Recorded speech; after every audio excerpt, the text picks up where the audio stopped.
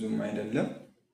አይ ጥቅምትም ስለሆነ ቅዝቃዜ ያለው ነፋስ የሆነ ውርጭ ምናምን ስላለ ጥቅምት ይቀዘቅዛል እኮ። እሺ አላዛር መስከረም ብሎ ሁሉንም ጥቅምት ያልኩህ ነው። ህዳር ይቀጥላል። አ ህዳር ላይ ደግሞ ሞቅ ይላል በጣም።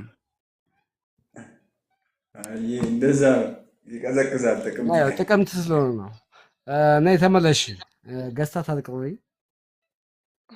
አይ ያው ወራቱም ስለሆነ ለነገሩ አልቋል። አሁን እኮ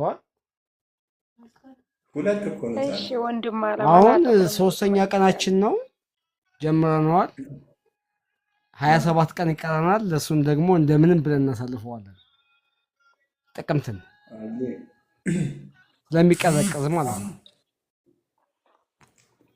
ይሞቃል መልሶ እና አሁን ታዲያ ተመልሳችኋል። እንዴ ህዳር ላይማ ታየዋለህ እንዴ